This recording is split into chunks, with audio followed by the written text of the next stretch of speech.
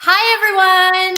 New York Times bestselling author Jamie Brumfield here with another edition of Author Chat. Super excited. And we have an amazing guest. I'm so excited to chat and get to know author Theresa and find out about her books. And we're going to have so much fun. So let's kind of get to know her now. So everybody, let me introduce you to the fabulous Theresa Crater.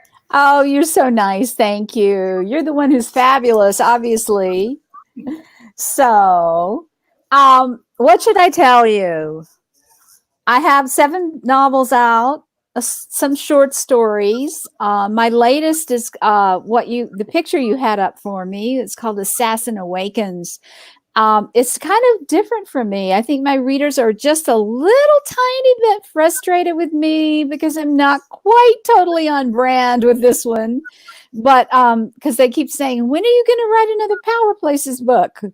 Which is the series that they know the best. And I am working on another one. The 4th one in the Power Places will come out maybe in late spring, I hope. This one's set in Peru. But I've always been a fan of spies. I like spy movies. I like spy books. I've always enjoyed that kind of thing. So I just thought, are you okay? Everything okay? Okay, great. I just thought, I'm going to do it. I'm going to write a spy book. And I had an assassin who showed up at the end of my last Power Places book, called the one that's called Return of the Grail King. And she's a friend, lover of the security man for the LeClaire family, the main family in that book. And I just got curious about her, and so I decided to write this book about her. She's the star. She has kind of a different perspective on life. She was stationed in Afghanistan, and she had a near-death experience. Oh, wow. So she knows, in her experience and her belief, she knows what's kind of on the other side. And she doesn't feel like it's such a bad thing, what's on the other side. So she has a really different perspective than maybe your average assassin would. And she came back from this near-death experience with a list of people that it was her responsibility to assist to the other side, so to speak. But in this book, yeah, it's kind of fun. But in this book, she gets an assignment that he's not on her list. And so she has to get permission to go forward from what she considers to be a spiritual authority to go ahead and take the case. But in the middle of her taking the case, she does run into somebody who is on her list, who's also trying to take her out. So that's a little probably too much about it, but that's the Mystic Assassin series, and the first book is called Assassin Awakens. Okay, so that actually sounds super intriguing. And as you know, I do paranormal on this channel. So it just kind of touches on that area a little bit when you're talking about the afterworld and spiritual life, that kind of thing. So how far does it go into the paranormal or supernatural? Is there psychic? Do you want to reveal that much, or you don't have to reveal all my books have some paranormal psychic element to them. I'm a member of what's called the Visionary Fiction Alliance. Do you know that group? No. Yeah, they're a great group of people. They are interested in the spiritual element of fiction.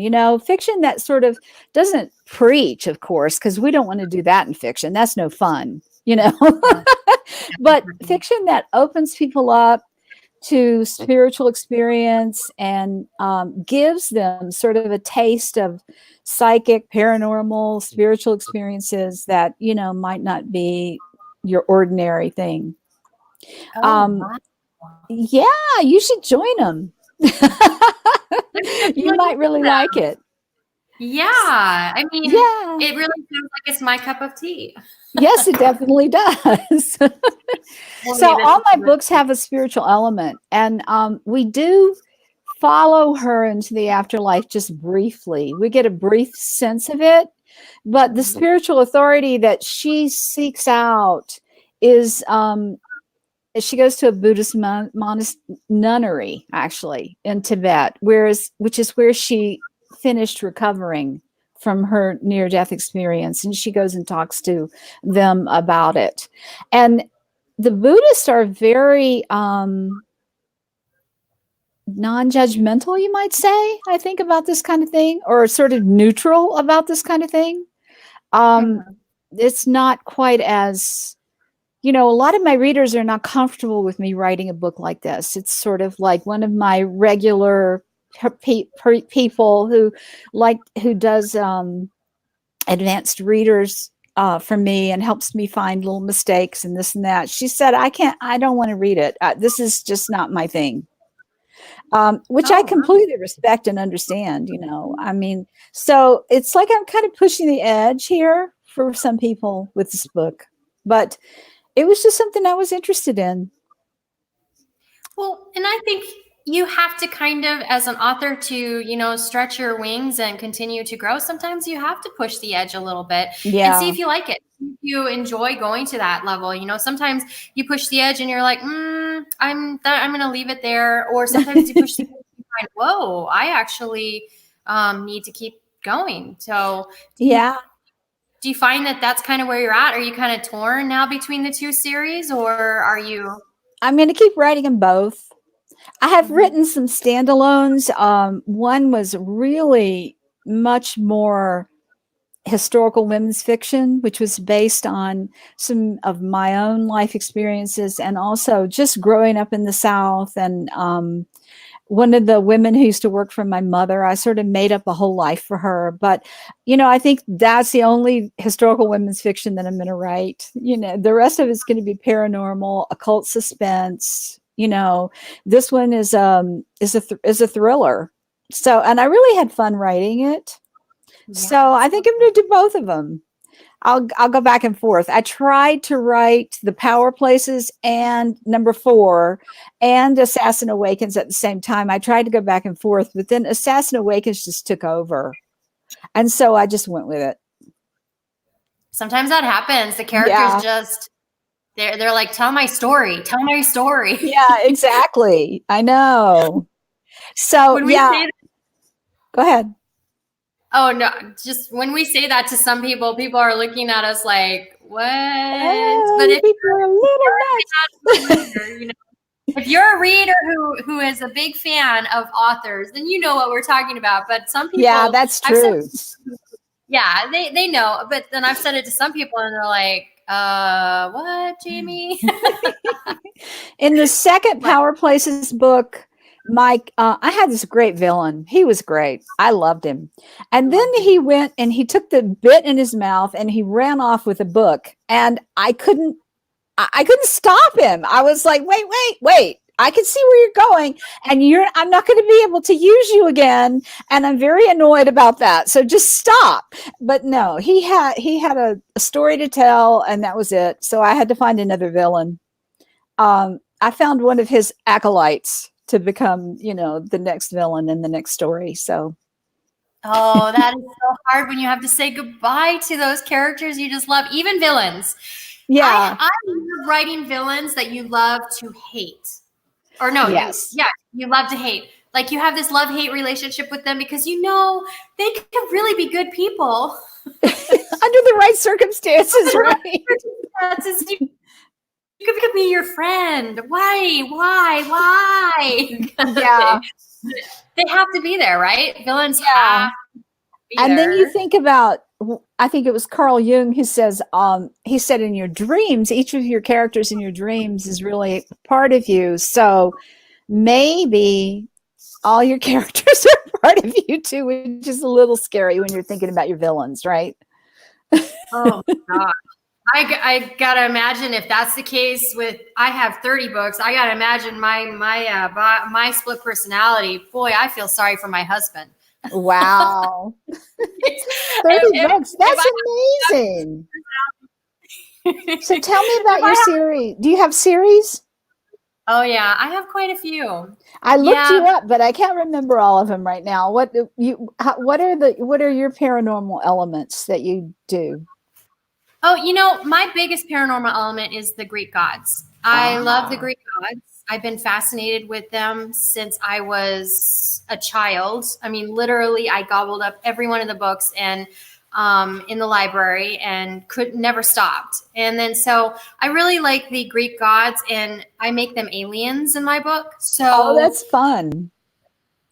yeah, it's kind of like it could be a real. I mean, if you look at the my mind just went blank, but the Sumerians, they actually believe that the gods in the past were actually aliens, and they came here and they messed with our DNA and they created, so there's a little bit to there's a little history that goes into that too. And there's a kernel to every there's kernel of truth to every myth and mystery and legend, I Oh, believe. yeah. And so I think, and it was actually one of the movies I actually reviewed the other day on this channel. No, it was a series, the V Wars. Did you see that? V Wars I with haven't seen it yet. Is it good? Oh, you don't want to say in public. no, That's I the reviewed it. problem. I actually reviewed it on this channel, so I can actually say in public, there were really good elements, and then there were elements that could have been enhanced, I think, to make people really like Yeah. it, like the character element. And just some things you're watching it, you're going, I'm not going to leave my husband on my anniversary to go up to the Antarctic for any reason. I can go the next. There's things like that where you're like, what kind of character is this? So you just couldn't get the grasp on that. I think I was Yeah. working on characters at the time, so my brain was on characters. Oh, But yeah. so yeah, so he actually, one of the characters in that show said, there are vampires in every single major civilization. So how is it that we believe that it might not be some factual evidence to this? And the whole idea was that there's a vampire virus up in the Antarctic that unfreezes and basically starts spreading it. Oh, So interesting. but uh, you know, but Yeah. that's it's Well, interesting. So, I go had a ahead. student who just did a vampire story last term, and it was really fun. It was a librarian. She's bored. Somebody comes walking into the library and bites somebody, and then it was like nonstop action from that moment on. It was really fun. It was a lot of fun. Really? So we Yeah. have a buddy author in your students? Yeah, one of my students wrote that last term. I've been teaching. I've retired from teaching full time, but I'm still teaching part time for Southern New Hampshire. You've probably seen their advertisements. So No. it's fun actually. I have fun teaching creative writing. Sometimes it's a little intense, and it's hard to get my own writing wedged in there. But you know what that's like. I really didn't think about that, but when you said that, it makes total sense because you're grading papers, and then okay, and let me ask you, Theresa. For me, if I'm writing a story, I can't read any books in that genre. I can't, because I don't want it to influence my story at all. So I have to read a different genre. Are you the same way, or do you read books in your genre? I'm not the same way. I can read anything. I don't think that it finds its way into the story. And if I see it kind of getting in there, then I have to, fix it. But the first person I really studied writing with was Joanna Russ at the University of Washington. I don't know if you remember her, The Female Man, she wrote. And she said she could only read the Sears catalog when she was writing, which I thought was pretty crazy. She said, I can't. Otherwise, I just start writing like the person I'm reading, and the Sears catalog, you're not going to start writing like that. Hopefully. Exactly. No, that's the way I am. But I think it's totally awesome that some authors, everybody's process is different. We talk about that on the time, there's no right or wrong way to write. I've never seen a right or wrong way. The only wrong way is to not write. Yeah, the only wrong way is the way that doesn't get you a book, right? Exactly. Or a Write book, story or something. Yeah. For those of you who want to be authors, write. Just write. Yeah, that's right. You know, Do you find it? Go ahead. Go ahead. Well, I was just going to say that your book reminds me what you were saying about the V Wars and also about your series about Greek gods and aliens. It reminds me, I don't know if you know the writer, she's maybe not so well known anymore, Doris Lessing. She was somebody who she was born in South Africa and then moved to England and became a really important British writer.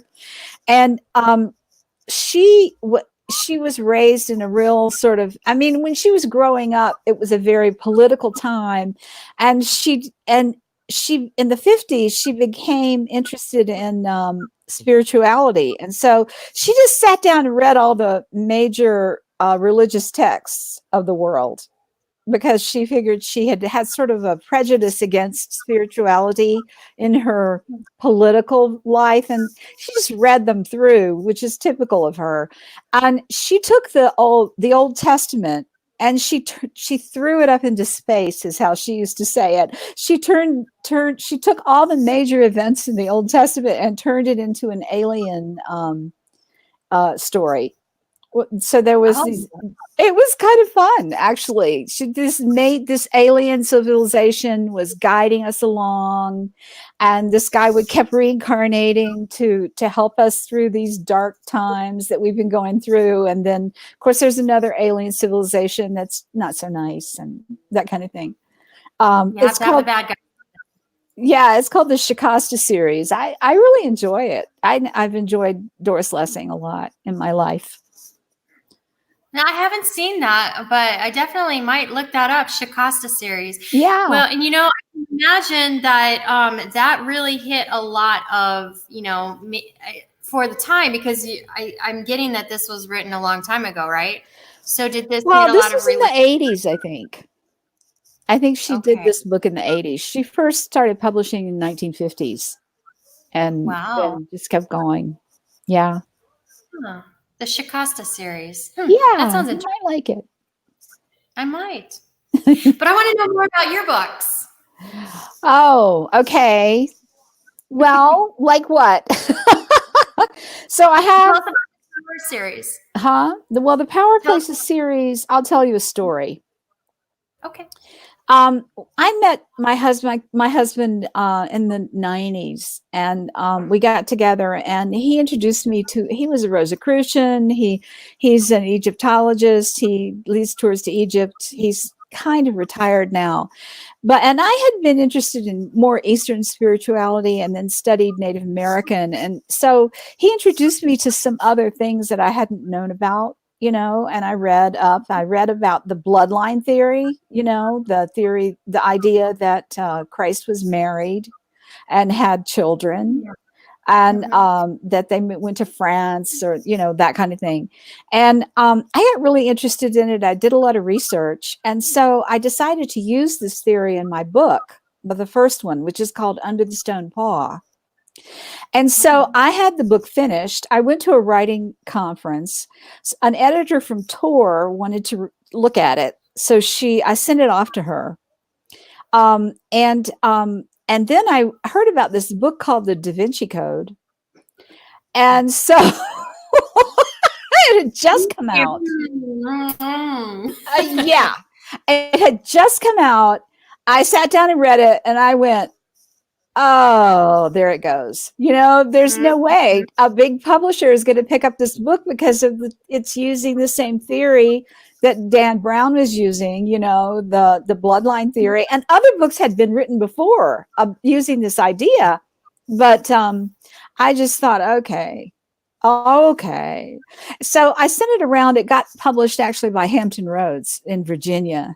And they're a big press. They do a lot of alternative spirituality and what gets called New Age stuff. But they published it, and then I went on. I decided, okay, I'm going to write the next one. I took this one. That one Dan Brown took his bloodline theory back to Rosslyn Chapel, but I took mine to Egypt. Of course, because I living with this Egyptologist, and so this time I went to Glastonbury to the tour, and the Arthurian stories, all the fairy stories. There's a story of Christ's uncle coming there. This Glastonbury is like layered with mythology, and I was just fascinated with it. I've always loved the Arthurian stories, so I took the second one there and I wrote that one. And just when I had finished it and sent it to off, I found out that I was told that they had sold the press. Hampton Road had sold, and the new CEO was canceling the fiction line. So I thought, well, how about that? These things happen, this is writing life, right? This is just the way it is. And then I went with Steve. You can tell me when I'm bloviating too much, but I went with Steve to a New Age conference. It's the INATS. It's called International New Age Trade Show. It's in Denver, and he was getting videoed for a book he had written with David Hatcher Childress, and he was going to be videoed. So I'm wandering around, and I pick up this book. I see this book, and the title is called William Blake's Sexual Path to Spiritual Vision. And I thought, I'm in what? So I picked it up. I thought, this is interesting. And I opened it up, and on the first preface in the first page, it said that William Blake's mother belonged to the Moravian Church in the 1740s. Well, I was raised in the Moravian Church, and most people don't know what it is. It's a tiny little Protestant church. It was created 100 years before Luther, and basically what's now the Czech Republic. And then they had to go to Germany because of wars and this and that. But apparently, according to this book, now it's just a regular Protestant church, but in the early days, my grandfather used to pinch my father if he moved too much in church, so the little German sort of, stiff upper, that kind of thing. So I read that in the 1740s, the Moravians were teaching that the Holy Spirit was female, was the mother. You had mother, father, son, son, that women were allowed to preach. There was equality in terms of education for women. And they also taught sacred sexuality. And I thought, huh? What? This can't be, because I know these people, I was raised by these people. This can't be. You were raised by yeah. And but it was true. I did all this research. I found out that they taught that the body had been redeemed. There was nothing shameful about sex and all this kind of thing. It was, in fact, there was a spiritual aspect to it. And I was so astonished that I wrote a book about it. I wrote a novel. I pretended like these teachings were still happening in a secret group in the church. And that my protagonist finds out. She's a member of this family, but she hasn't known about it because she left town. And then she inherits a house and comes back and discovers all of this stuff, in the process. So that was my third book, actually, that I wrote. I had so much fun doing the research. We traveled to Prague, and then we traveled to Herrnhut, which is this teeny tiny little German town that the ancestors founded in, late 1600s, after the 30 Years' War drove them out of the Czech Republic and Moravia. So it was so much fun to go, and that was my book. And now I'm sort of infamous in the Moravian communities in Bethlehem, Pennsylvania, and Winston-Salem, North Carolina. Some people are like, "You're the one who wrote that book, you know. How dare you? And then some other ones really like it, you know. And I I found out that one of the ministers, as I was doing the research, one of the ministers had done his dissertation, his PhD dissertation on this time period. So I wrote to him and I said, is it really true? You know, can it be true? And he goes, of course, yes, of course it's true. But Oh, it you got, did. yeah, exactly. He had written about it, but still, I was still sort of surprised by it all. And, but they, after Zinzendorf, who was the count in Germany and Saxony, who had allowed these people to move onto his estate, and he was metaphysically trained because many of the aristocrats in that period were metaphysically trained. They had a pretty advanced spiritual understanding, and he brought that to them. They were, you know, peasants, farmers, you know, they weren't educated the same way he was. But after he died, they sort of said, let's put this under the rug and we'll not talk about it anymore. Because a lot of the other Protestant groups were saying, accused the Moravians of having orgies, you know, Yeah. because they didn't understand what was going on. So they still thought that sexuality was, you know, a bad thing in some way. And yet sexuality is what procreates a species. I know, it's nuts. It really is. It's just nuts. We have to somehow heal this, I think. I think it's very interesting. My husband actually has been in other countries, and I know other people who have been in other countries, and they tell me all the time that we in America are very prudish when it comes to this kind of stuff because apparently this stuff in other countries is like, I mean, it's very free spirited and things like that. But for some reason in America, we got very, I don't know how it happened, but we evolved into believing that, you know, this is stuff that we keep hidden behind closed doors and we don't share sexuality and stuff like that as much. But As I mean, much. Yeah. It I might think be those Puritan ancestors we have, you know. it could be. It might be some of that, you know, yeah. But Maybe they escaped here so they could get away from all of that stuff happening back then. I mean, I yeah, don't know. I mean, they recreated it, right? Yeah, so that's why my father's ancestors came, you know, to escape the wars in Germany, basically. And that's how we got here. 1727 was when my some kind of, I don't know how many greats grandfather came. And that's the Moravian tradition that I was raised in. So it was fun. My mother was not, you know, she was something else. She was I didn't realize that when I did Ancestry, it was so much fun because I found out that my mother's family actually came here before my father's, Oh, wow. which she would have been happy to be proud about, you know. So that was fun. That's very interesting. Yeah, Ancestry is a lot of fun, right? I've been wanting to do it myself, but I just like I got that paranoid mind sometimes that I start thinking about, oh, what are they doing with my DNA?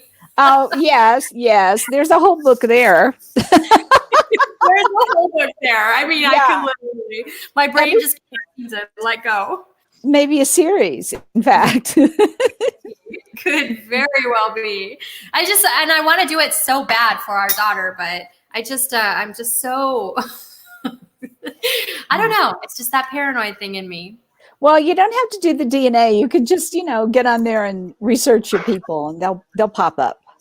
Yeah, that's true. That's very true. We've tried that with our family. It's very interesting, some of the things we found.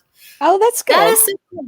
And I really love talking about this stuff. So, I mean, the history and the idea of how our history has changed over the years. I am so fond of saying that our history is not pretty. I mean, let's be honest. Our history is not pretty. It's not.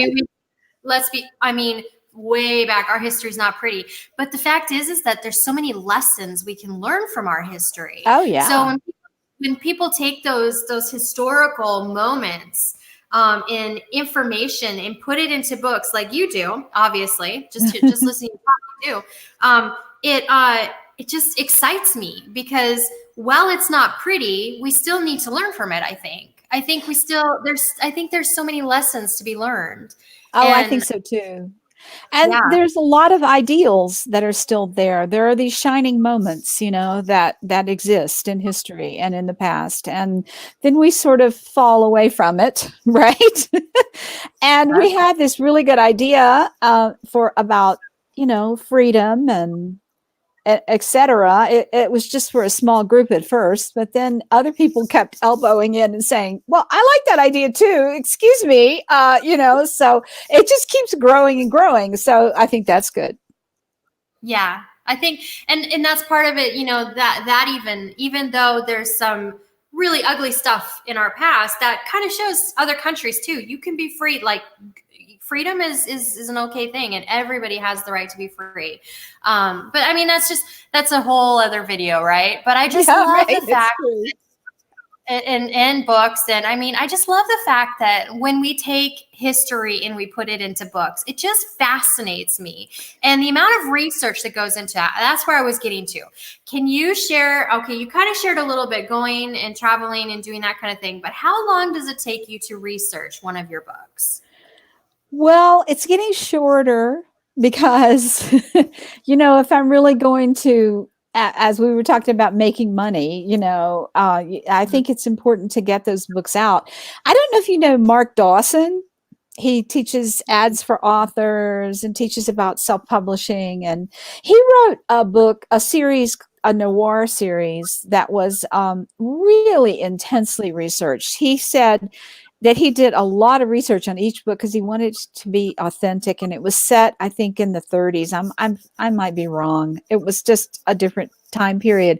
And he said if he had kept up with that series, he would never have been able to quit his job and become a full-time writer because it just took too much research. And his thriller series is what really pays his bills, and they don't require the intensity of research that he had with the other one. But I would say the Star Family, which was the one that see, there's the star right there.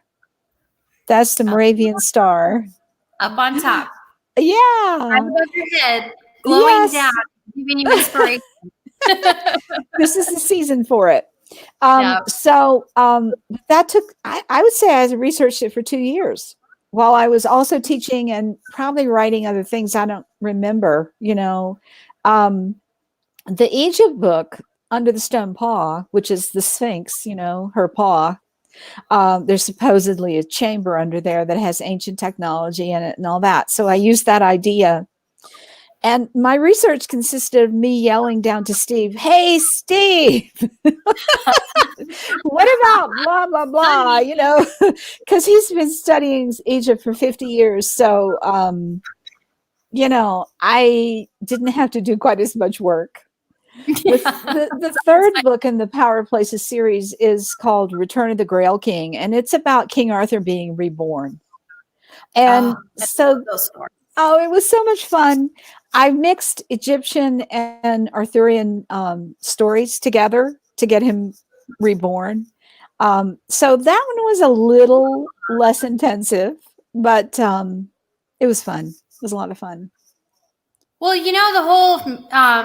the whole myth about King Arthur is he is the first and future, or the now and future king. So that makes total sense. And of course, the Egyptian idea of rebirth. And correct me if I'm wrong, because I haven't studied Egyptian as much, but don't they believe in that you can come back from the dead? Isn't there like a that's more Hindu, more Eastern, but Osiris was resurrected. Yeah, Osiris was the god who was resurrected. He was his brother Set killed him, cut him up into little pieces, and spread him all around. And Isis, Osiris's wife, was very perturbed by that, and so she went looking for all the pieces, and she put them all together. And then he found them and spread them again, and she went and found them and put them together. But you know the story, right? The only thing she didn't find was his phallus. Yeah. So she made one. She created one for him, and she did a little ritual and became pregnant with their son Horus. So Horus is sort of the resurrected Osiris, kind of. He's considered the Horus is considered the enlightened one, the one who is enlightened, and Osiris is the king of the underworld in some ways. He judges. Does the judging along with Ma'at. I may get some of this wrong, and then Steve will yell from downstairs and explain to me what is wrong. Which is always good. But Ma'at is justice, and she puts the feather, your heart, on one side of the scale and a feather on the other side. And if your heart is lighter than a feather, then you can go ahead. Oh, yeah, I've heard that story. And Yeah. It's just so interesting. It's so interesting how our historical people came up with these stories. If they're not true, if they came up with these stories, they have better writing minds than some of the greatest writing minds. That's why we like to use them, right? We just steal them. Jeez, my goodness, you guys have either it's true or there's a kernel of truth and it's just been embellished over the years, or oh my gosh, you guys are amazing. Yeah, or it's a metaphor, or it's all of those things. Who knows, tear the guy apart. His brother tears him apart. Okay, so you've got the Cain and Abel story, and then right, exactly. These stories repeat themselves from tradition to tradition. That's one of the other things that's interesting. I love comparative religion in college. That was one of my favorite classes. Oh, I bet. So Mordred tries to kill Arthur, and Set kills Osiris. So I put the two of them together. I'm going to go to Peru next, and the next Power Places book. It's about halfway written. There are more myths in Peru than you can shake a stick at, I tell you. And there's a lot of alien mythology there too. A lot of stories, yeah. I actually, because I watch, so part of my research is I watch all day long during the day when my daughter is watching cartoons in the other room, because I'm not ready to be exposed to the whole world stuff yet. But I'll turn on Ancient Aliens. Yeah. Some kind of documentary story like that. And I'll be watching that as I'm cleaning the house or doing something, just because, research is so intensive sometimes, but then as you're watching those things, then ideas just come to you because stories are just so amazing. But I have heard that Peru is huge. It's even got some gateways down there. It was actually on Ancient Aliens, a couple episodes. Peru has made it into Ancient Aliens. Yeah, I can imagine. Brian Forrester, right? He's probably the one. We've traveled with him.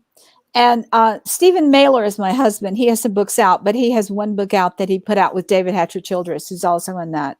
And David is his publisher.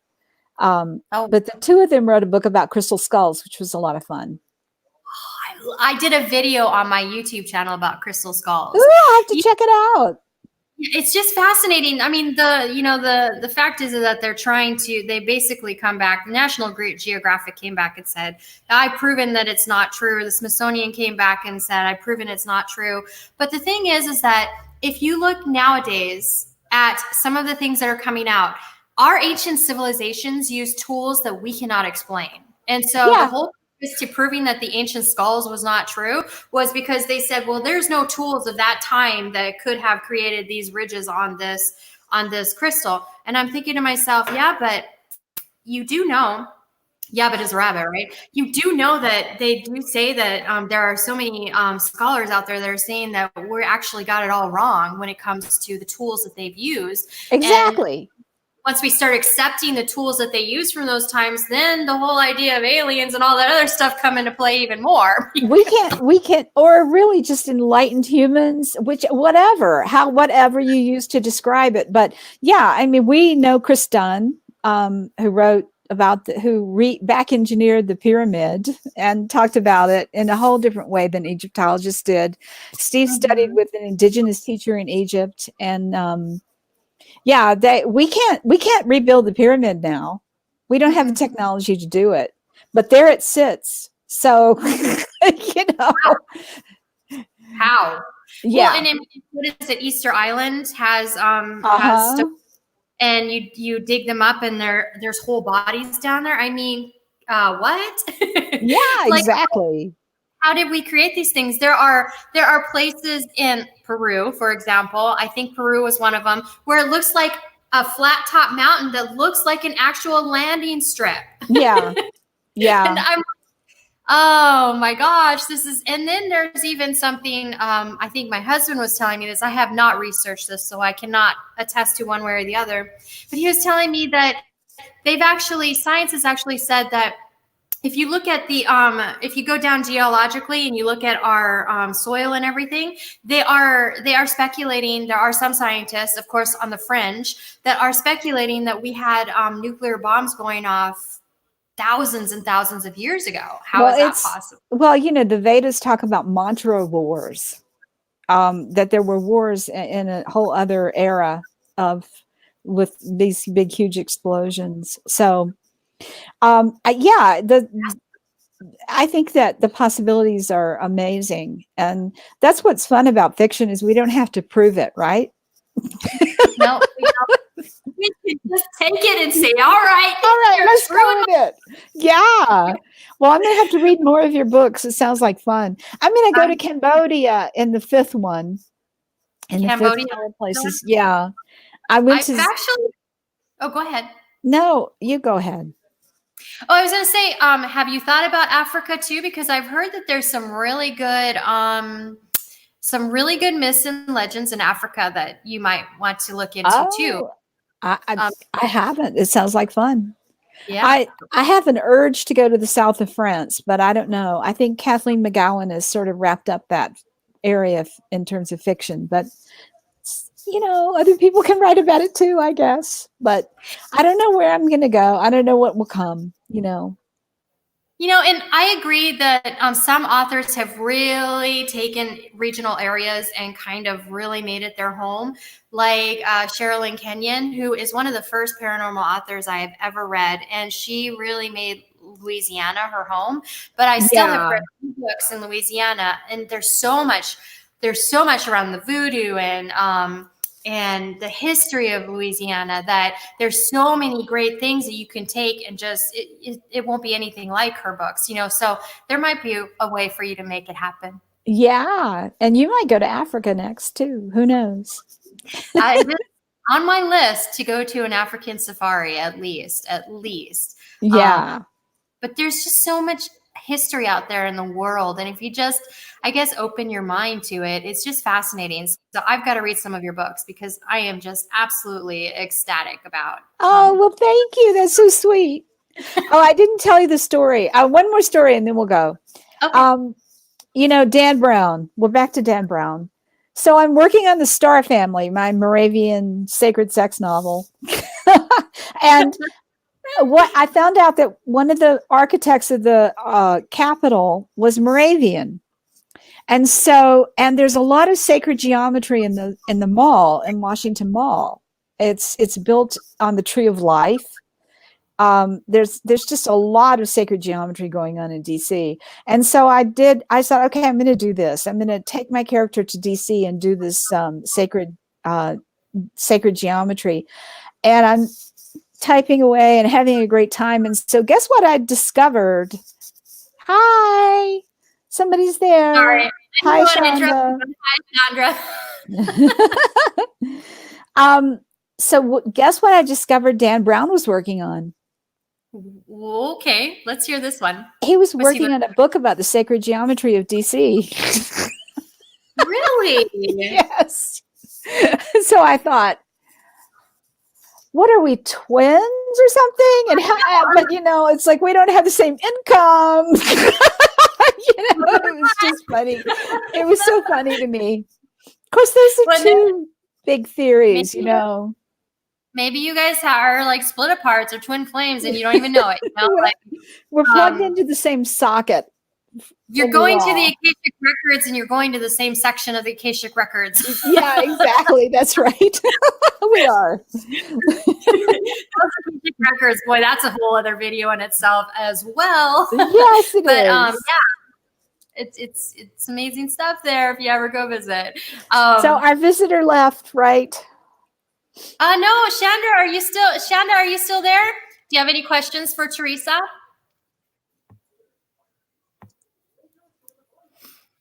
So I think that's very interesting that you and Dan Brown have basically kind of followed each other through the ideas mill, To some basically. extent.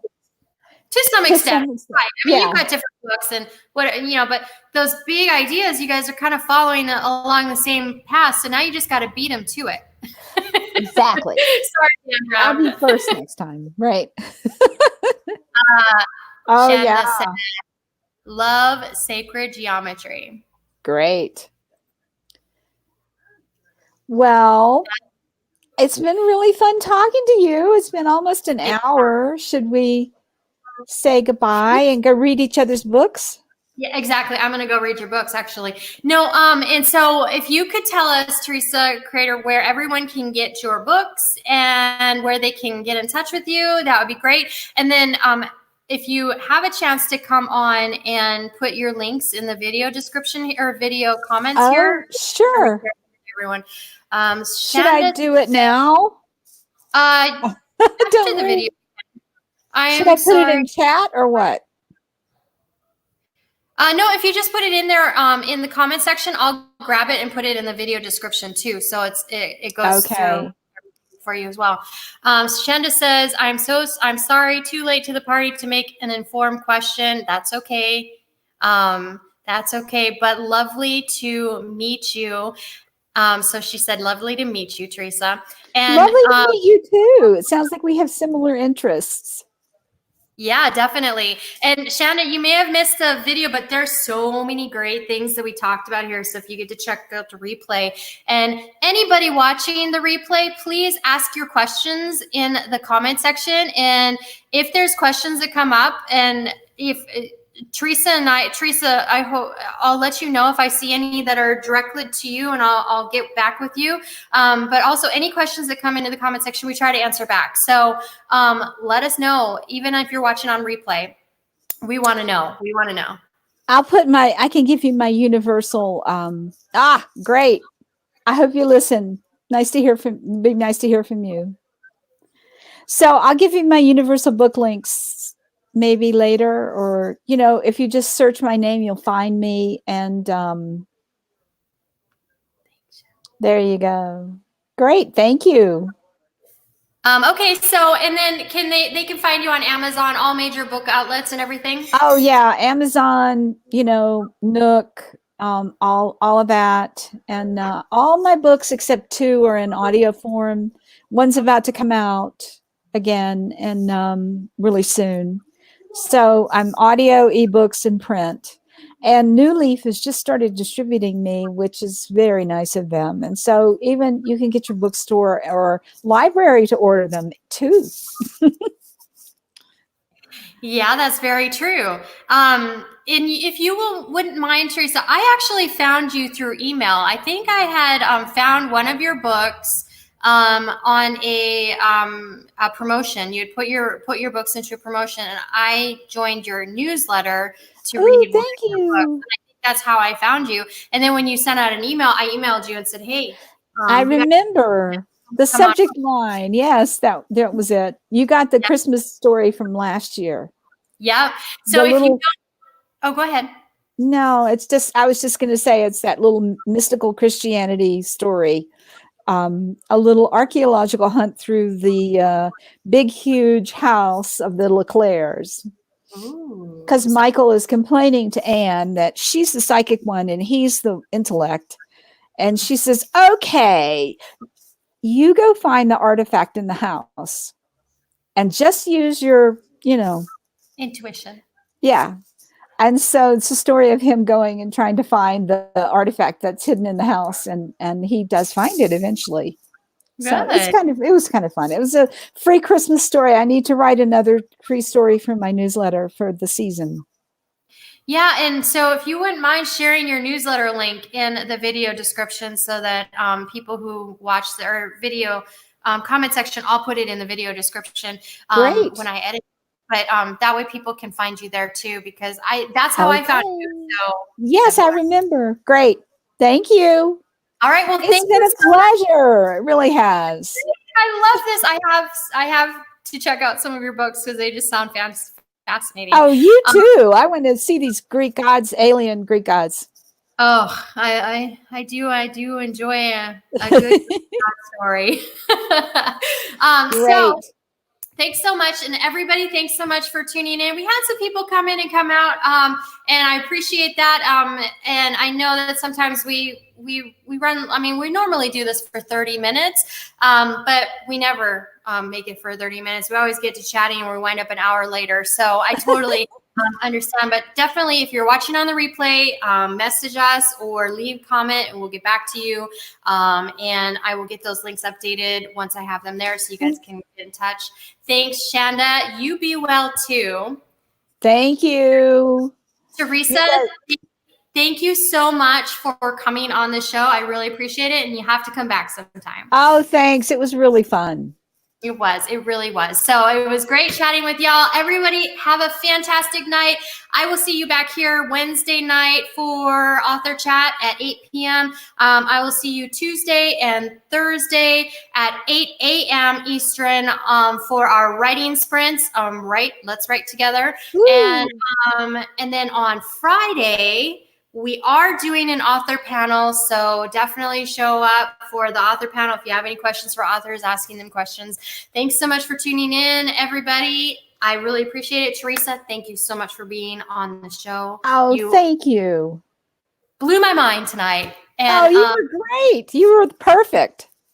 They were awesome. And I really appreciate it. So everyone, goodbye. Bye.